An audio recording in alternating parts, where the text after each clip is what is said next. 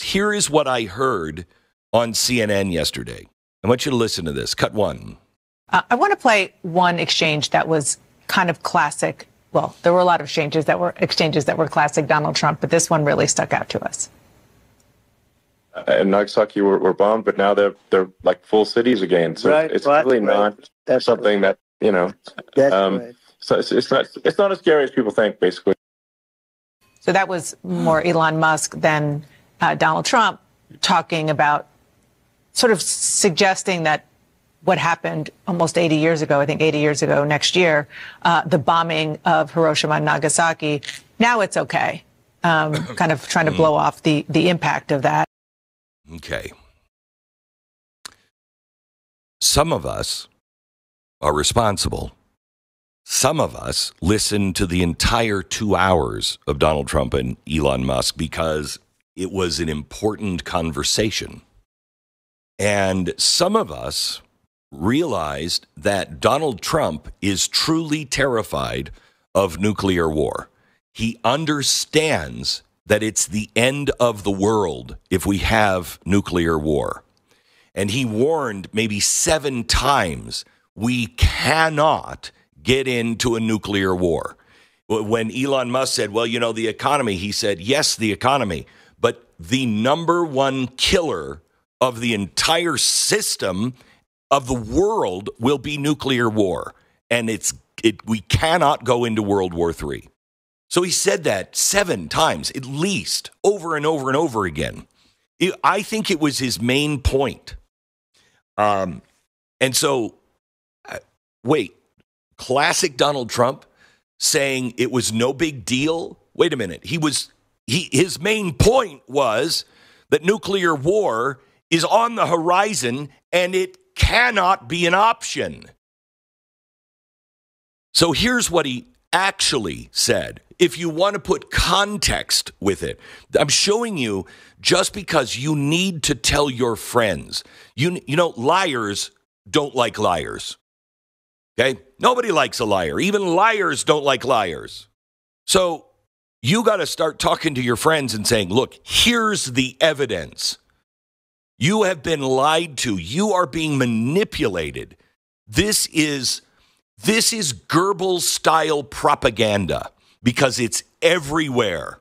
It's just not directed. Well, I don't think. They all seem to use the same phrases immediately at the same time. So maybe it is. I don't know. But it's not necessarily coordinated from a central hub, although it may be. And they are lying to, and I'll show you some of the lies. And it's not just about policy. It's about important things that will impact your life and possibly the life of our planet. So what did he actually say? Cut 2. There's the bad side of nuclear, which is a nuclear war, very bad side. But there's also, I think, nuclear electricity generation is underrated. You're right. And it's actually, you know, people have this fear of nuclear electricity generation, but it's actually one of the safest forms of electricity generation. It's just a huge misunderstanding. And if you look at the injuries and deaths, you know, caused by, say, I mean, I'm not going to try to pick on coal mining, but just any kind of mining operation. And there's a certain number of injuries and deaths per year. And you compare that to nuclear. Nuclear is actually way better. So it's underrated as an electricity source, and I think it's something that's worth reconsidering. But there's so much regulation that people can't get it done. So that, you know, maybe they'll have to change the name. The name is just—it's a rough name. There are some areas like when you see what happened in bad branding. Right, we'll have to rebrand it. We'll have to give it a good name. We'll name it after you or something. You know, no, it has a branding problem. You know, when you see what happened, it does have a branding problem. When you see what happened in Japan, where they say you won't be able to go on the land for about 3,000 years. Did you ever see that? And in Russia, where they had the problem, where they, you know, there's a lot of bad things happened, and they have a problem. And they say that in 2,000 years, people will start to occupy the land again. You know, you realize it's pretty bad. No, that's not true. But you're right about it. It's amazing.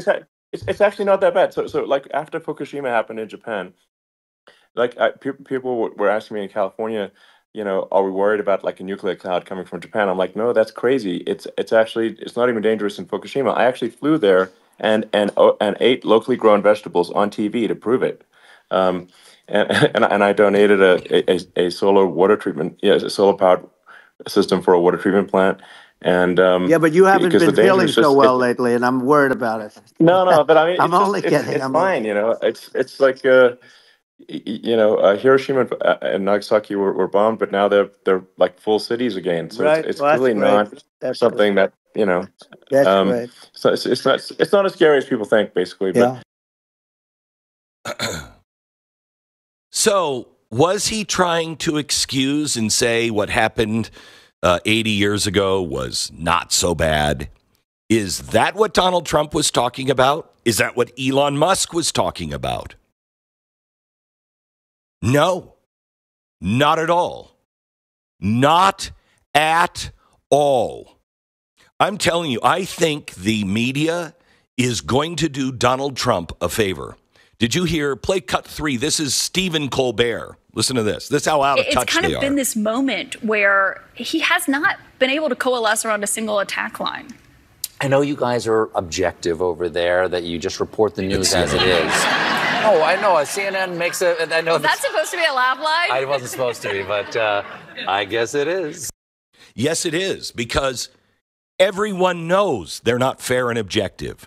Evidence, I just played it for you. So they're a laugh line now. People understand what is happening right now. Now, we're going to talk about the poll numbers with Trafalgar here in a few minutes, and you're going to see that it's having an impact. But you can only do this for so long. What is their long-term plan?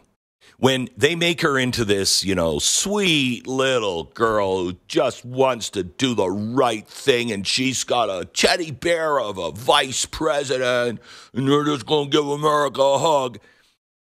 How are they going to explain the effects of their socialist programs? How are they going to do it? The jig is up. It's over. It's over. And it hasn't caught up yet. But people, because they are so blatant now, that people are going to turn on them. It's going to happen exactly the way it happened with the taking Trump to court all the time. Which, by the way, did you see that the UAW is taking Donald Trump and Elon Musk to court? Yeah, it's really weird. They just will not learn a lesson. Apparently, the United Auto Workers, who Donald Trump is probably the biggest friend to the auto workers, because he's going to stop all of this electric car bull crap that nobody wants to buy. And so Ford can't make trucks because they have all kinds of quotas they have to hit with cars that nobody wants to buy. You think you're going to keep your job?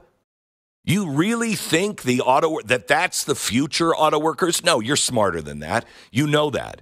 So now the head of the United Auto Workers has filed federal labor charges against former President Trump and Elon Musk following their interview, because during the conversation, who the Washington Examiner points out was delayed due to a technical difficulty, Trump and Musk advocated for legal firing of striking workers. And you can't do that.